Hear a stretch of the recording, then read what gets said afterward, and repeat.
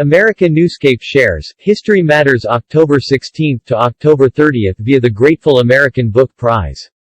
A biweekly feature courtesy of the Grateful American Book Prize showing our children that their past is prelude to their future by John Grimaldi and David Bruce Smith. The storied Texas Rangers tracks its history to 1823, when Stephen F. Austin, the father of Texas, gave them the name, while the then territory was luring colonists from all over the country. According to the Texas Department of Public Safety, there was no regular army to protect them, so Austin called the citizens together and organized a group to provide the needed protection.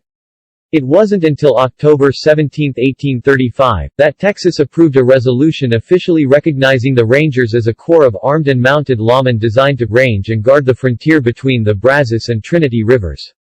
The province proclaimed its independence from Mexico in 1836. 9 years later, it became America's 28th state. According to the Texas Department of Public Safety, the Rangers now oversee the department's tactical program and operations, which includes the DPS SWAT team, 6 regional special response teams, a Ranger recon team, an explosive ordnance disposal team and crisis negotiators. For more information, the Grateful American Book Prize recommends The Lone Star Ranger by Zane Grey. In 1767, the colonies of Pennsylvania and Maryland were tackling a fiery border dispute, which surveyors Charles Mason and Jeremiah Dixon were entrusted to neutralize. Both claimed the area between the 39th and 40th parallel, according to History.com.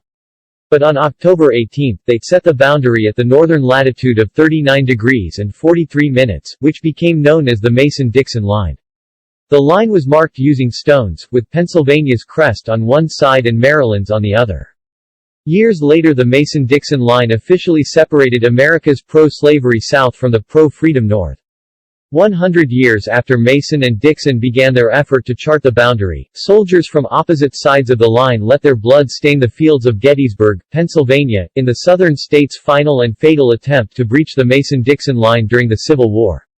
101 years after the Britons completed their line, the United States finally admitted men of any complexion born within the nation to the rights of citizenship with the ratification of the 14th Amendment.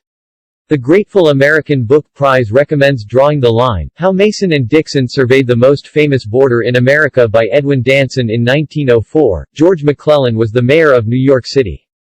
On October 27 of that year, the Interborough Rapid Transit Company (IRT) opened its subway system with McClellan at the controls. According to History.com, he so enjoyed his stint as engineer that he stayed at the controls all the way from City Hall to 103rd Street. That first underground railway line swept 9.1 miles underneath Manhattan. Today, it travels 230 miles above and below New York's 5 boroughs, which includes 24 lines and 468 stations, more than any other metro system, according to the Railway Technology website. As of 2012, annual ridership was approximately 1.665 billion. The Grateful American Book Prize recommends the New York City Subway, the history of America's largest and most famous subway system, published by Charles River Editors.